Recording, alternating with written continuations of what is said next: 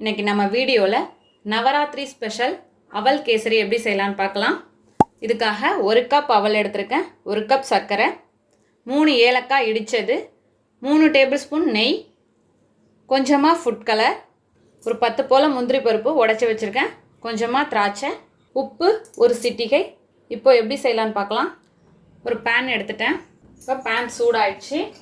இதில் 1 table spoon அளவுக்கு நெய் சேர்த்துக்கிறேன். இப்போ நெய் உருகிடுச்சு. இதில் முந்திரி பருப்பு சேர்த்துக்கலாம்.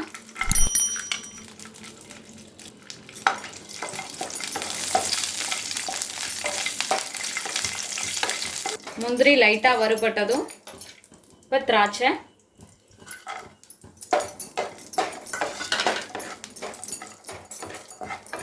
மீடியம் ஃப்ளேம்லேயே வச்சுக்கோங்க. இப்போ திராட்சையெல்லாம் பலூன் மாதிரி உப்புனதும் அரைச்சி எடுத்துடலாம். இப்போ பலூன் மாதிரி உப்பிடுச்சு. இப்போ இதெல்லாம் எடுத்துடலாம். இப்போ இதிலையே நம்ம அவலை சேர்த்துக்கலாம்.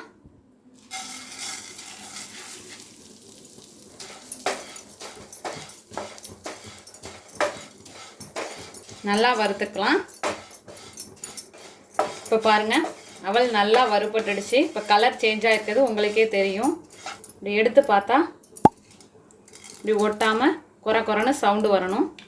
இது போல் இருந்தோன்னே இப்போ ஸ்டவ்வை ஆஃப் பண்ணிடலாம். இப்போ இது நல்லா ஆறுனதும் மிக்சி ஜாரில் மாற்றி குறை குறைப்பாக அரைச்சி எடுத்துகிட்டு வந்துடலாம்.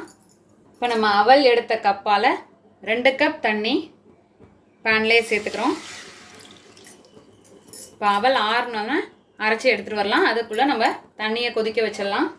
இப்போது நம்மளோட அவலை அரைச்சி எடுத்துகிட்டு வந்தாச்சு. இந்த அளவுக்கு இருக்கணும். இப்போ தண்ணியும் நல்லா கொதிக்க ஆரம்பிச்சிடுச்சு. இப்போ இந்த ஸ்டேஜில் அவலை சேர்த்துடலாம். அப்படியே அவல் வந்து நெய் வாசனையோடு இருக்குது, நம்ம நெய்யில் வறுத்ததுனால. சேர்த்துட்டு கட்டி இல்லாமல் நல்லா கலந்துக்கோங்க. இப்போது தண்ணியெல்லாம் வத்துனாப்பில் இருக்கும். இப்போ இந்த ஸ்டேஜில் நம்ம சர்க்கரை சேர்த்துக்கலாம். சர்க்கரையை சேர்த்தோனையே கட்டி விழும், கட்டி விழாமல் கலந்து விட்டுக்கலாம்.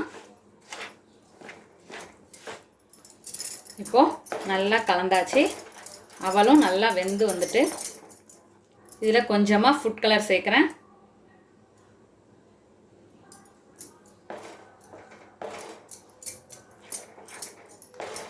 இப்போ இதில் ஏலக்காய்,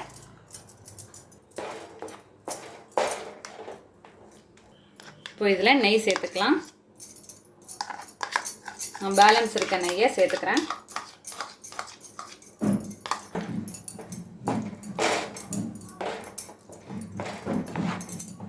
இதோட வறுத்து வச்சிருக்க முந்திரி திராட்சை, ஒரு சிட்டிகை உப்பு,